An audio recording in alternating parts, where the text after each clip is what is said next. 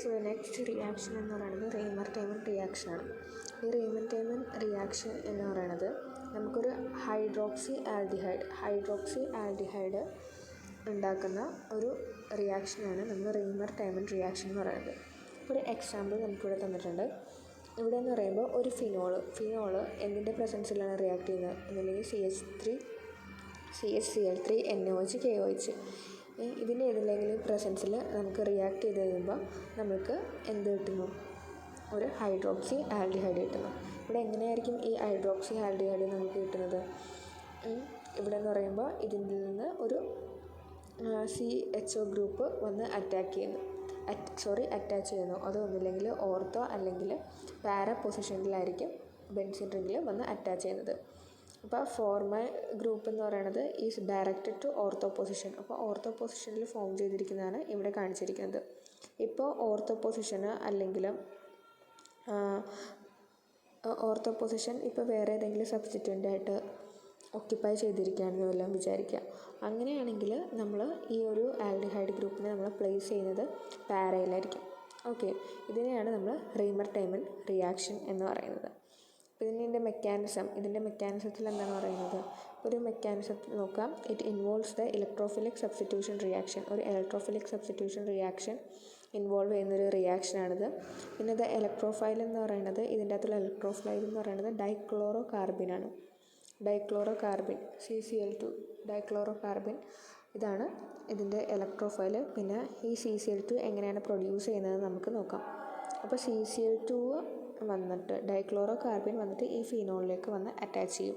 അങ്ങനെ ഈ ഫിനോളിലേക്ക് അറ്റാച്ച് ചെയ്ത് കഴിയുമ്പോഴാണ് നമുക്ക് ഇങ്ങനൊരു ആൽഡിഹൈഡ് നമുക്ക് കിട്ടാൻ പോകുന്നത്, ഹൈഡ്രോക്സി ആൽഡിഹൈഡ് കിട്ടാൻ പോകുന്നത്. അപ്പോൾ അതിൻ്റെ മെക്കാനിസം നമുക്ക് പറയാം. മെക്കാനിസം പറയുന്നതിന് മുമ്പ് എങ്ങനെയാണ് ഈ CCl2 ഫോം ചെയ്യുന്നത് അതാണ് നമ്മൾക്ക് ആദ്യം പറയാൻ പോകുന്നത്. അതെന്ന് പറയുന്നത് ഇവിടെ CHCl3 അല്ലേ നമ്മളെടുത്താൽ. അപ്പോൾ ഈ CHCl3യിൽ നിന്ന് ഈ H പോകും. H എങ്ങനെയായിരിക്കും എലിമിനേറ്റ് ചെയ്യുന്നത്? ഓക്സിജനായിട്ട് OH ആയിട്ടായിരിക്കും പോകുന്നത്. ഈ H OH ആയിട്ട് ഇവിടെ നിന്ന് എലിമിനേറ്റ് ചെയ്യുക. അപ്പോൾ അങ്ങനെ HOH ആയിട്ട് എലിമിനേറ്റ് ചെയ്യുമ്പോൾ നമുക്ക് CCl3 റാഡിക്കൽ കിട്ടുന്നു. അതിന് നമ്മൾ വീണ്ടും ഈ NaOHൽ Na+ ആയിട്ട് റിയാക്ട് ചെയ്ത് കഴിയുമ്പോഴാണ് നമുക്ക് CCl2 റാഡിക്കൽ നമുക്ക് കിട്ടാൻ പോകുന്നത്. ഓക്കെ, അപ്പോൾ നമുക്ക് അങ്ങനെ CCl2 റാഡിക്കൽ കിട്ടി. എന്നിട്ട് ആ CCl2 റാഡിക്കൽ ആ ഒരു റാഡിക്കലാണ് ഇവിടെ ഫിനോളായിട്ട് റിയാക്ട് ചെയ്യാൻ പോകുന്നത്. അങ്ങനെ റിയാക്ട് ചെയ്യുമ്പോഴാണ് നമുക്ക് ഈ ഹൈഡ്രോക്സി ആൽഡിഹൈഡ് നമുക്ക് കിട്ടുന്നത്. ഇനി അതിൻ്റെ മെക്കാനിസം നമുക്ക് നോക്കാം. ഇതാണ് ഇതിൻ്റെ മെക്കാനിസം. ഈ മെക്കാനിസത്തിൽ നമുക്ക് ഇതാണ് ഫിനോൾ. ഈ ഫിനോളിലേക്ക് NaOH വന്ന് അറ്റാക്ക് ചെയ്യുക എന്നിട്ട് ഫസ്റ്റ് നമുക്ക് എന്താ വേണ്ടത്? NaOH വന്ന് അറ്റാക്ക് ചെയ്യുക. അപ്പോൾ NaOH വന്ന് നമുക്ക് അറ്റാക്ക് ചെയ്യുമ്പോഴത്തേക്കും എന്താ സംഭവിക്കണമെന്ന് പറഞ്ഞാൽ അവിടെ നിന്ന് H2O ഇവിടെ നിന്നൊരു ഹൈഡ്രജനും ഇവിടെ നിന്നൊരു ഹൈഡ്രജനും അതേപോലെ തന്നെ OHും അങ്ങനെ H2O ഇവിടെ നിന്ന് എലിമിനേറ്റ് ചെയ്യും. ബാക്കി ഇവിടെ എന്താണുള്ളത്? Na+. ഇവിടെ എന്ന് പറയുമ്പോൾ ഒരു Na+ ഉണ്ടാവും, ഇവിടെ O ഉണ്ടാവും. അപ്പോൾ Na+O- അതാണ് ഇവിടെ കാണിച്ചിരിക്കുന്നത്. അതായത് ഒരു ബെൻസീൻ റിങ് എടുക്കുക. ഈ ഒരു ബെൻസീൻ റിങ്ങിലേക്ക് പിന്നെ O- മാത്രമാണ് അവിടെ ഉണ്ടാകുന്നത്. പിന്നെ Na+ ഉണ്ട്. ഇനി എന്താ സംഭവിക്കാൻ പോകണമെന്ന് പറഞ്ഞാൽ ഈ O- ഉണ്ടല്ലോ, ഈ O- നിന്ന് ഈ ചാർജ് ഇങ്ങോട്ടേക്ക് വന്നിട്ട് ഇവിടെ ഒരു ഡബിൾ ബോണ്ട് ക്രിയേറ്റ് ചെയ്യാൻ പോകുകയാണ്. അതേപോലെ തന്നെ ഇവിടെ ഒരു ഡബിൾ ബോണ്ട് ക്രിയേറ്റ് ചെയ്യുമ്പോൾ ഇവിടെ ബെൻസീനിൽ ഇവിടെ ഒരു ബോണ്ട് ഉണ്ടാവുമല്ലോ. അതായത് ബെൻസീൻ ഇങ്ങനെയാണ് ഇരിക്കുന്നത്. ഓക്കെ, ഈ ബെൻസീനിൽ ഈ ബോണ്ട് ബ്രേക്ക് ചെയ്തിട്ട് അതിൻ്റെ നെഗറ്റീവ് ചാർജ് ഈ ഒരു സൈഡിലേക്ക് വരും. ആ ഒരു റിയാക്ഷനാണ് ഇവിടെ കാണിച്ചിരിക്കുന്നത്. അതായത് O- ഇങ്ങോട്ട് വന്നിട്ട് ഒരു ഡബിൾ ബോണ്ട് ഫോം ചെയ്യുന്നുണ്ട്. അതേപോലെ തന്നെ ഈ സോഡിയം ഇങ്ങോട്ട് വരാൻ പോകുന്നതാണ്. അപ്പോൾ സോഡിയം ഇങ്ങോട്ട് വരും, Na+ ഇങ്ങോട്ട് വരാൻ പോകുന്നതാണ്. അപ്പോൾ അതിന് മുമ്പ് തന്നെ ഡബിൾ ബോണ്ട് ബ്രേക്ക് ചെയ്ത് ഇവിടെ ഒരു നെഗറ്റീവ് ചാർജ് ഫോം ചെയ്തു. ഓക്കെ, എന്നിട്ട് CCl2 എന്നിട്ട് അതിന് ശേഷമാണ് നമ്മളുടെ CCl2യുടെ അറ്റാക്ക്. Na+ അവിടെ തന്നെ ഇരിക്കുന്നതാണ് കേട്ടോ. Na+ നമ്മൾ ഇതിലേക്ക് കൊണ്ടുവന്നിട്ടില്ല. എന്നിട്ട് നമുക്കിനി നമ്മൾ നേരത്തെ ഉണ്ടാക്കി വെച്ച CCl2 റാഡിക്കൽ വന്ന് റിയാക്ട് ചെയ്യാൻ പോകുന്നതാണ്. CCl2 റാഡിക്കൽ എങ്ങനെയായിരിക്കും റിയാക്ട് ചെയ്യുന്നത്? ഇവിടെ ഒരു നെഗറ്റീവ് ചാർജ് ഉണ്ടല്ലോ, ആ നെഗറ്റീവ് ചാർജിലേക്ക് ഈ CCl2 വന്ന് അറ്റാക്ക് ചെയ്തിരുന്നു.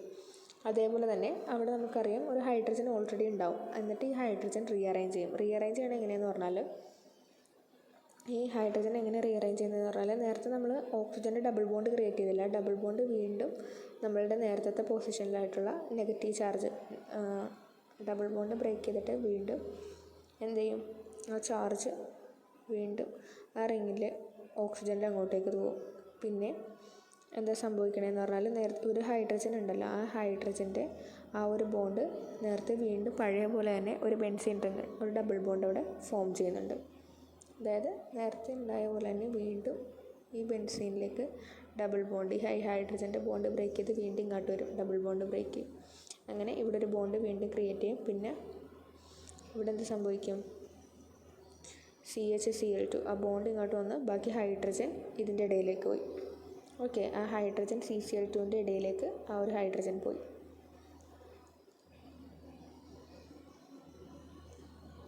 അങ്ങനെ CH-Cl2 നമ്മൾക്ക് കിട്ടി. ഓക്കെ, CH-Cl2 നമുക്ക് കിട്ടി. എന്നിട്ട് ഈ CH-Cl2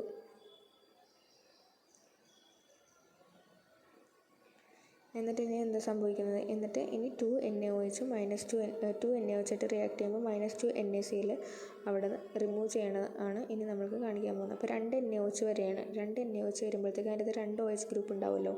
അപ്പോൾ 2 OH ഗ്രൂപ്പിൽ ആ 2 OH ഇവിടെ വന്നിരിക്കും. ഈ 2 ക്ലോറിൻ ഉണ്ടായിരുന്നില്ല ഇവിടെ, 2 ക്ലോറിനെ റീപ്ലേസ് ചെയ്തിട്ട് 2 OH വന്നിരിക്കും. എന്നിട്ട് ആ 2 ക്ലോറിനെ NaCl ആയിട്ട് അവിടെ നിന്ന് എലിമിനേറ്റ് ചെയ്തു പോകും. അങ്ങനെയുള്ള സ്റ്റെപ്പാണ് ഈ കാണിച്ചിരിക്കുന്നത്. എന്നിട്ട് നെക്സ്റ്റിന് എന്താ സംഭവിക്കുന്നത്, നെക്സ്റ്റ് സംഭവിക്കുന്നത് ഈ OH ഗ്രൂപ്പ് അവിടെ നിന്ന് എലിമിനേറ്റ് ചെയ്ത് പോയിട്ട് അത് ആൽഡിഹൈഡ് ഗ്രൂപ്പായിട്ടുള്ള കൺവേർഷനാണ് നെക്സ്റ്റ് സ്റ്റെപ്പ്. CHO ആയിട്ട് കൺവേർട്ട് ചെയ്യും. പിന്നെ അതിന് നമ്മൾ ആസിഡിഫിക്കേഷൻ നടത്തി കഴിയുമ്പോഴത്തേക്ക് നമുക്ക് എന്ത് കിട്ടും, ആസിഡിഫിക്കേഷൻ നടത്തി കഴിയുമ്പോൾ അവിടെ അവിടെ ഒരു O- അവിടെ ഒരു ഹൈഡ്രജൻ വന്ന് ആഡ് ചെയ്യും. അങ്ങനെ OH ആവും. അങ്ങനെ നമുക്കൊരു ഹൈഡ്രോക്സി ആൽഡിഹൈഡ് കിട്ടും.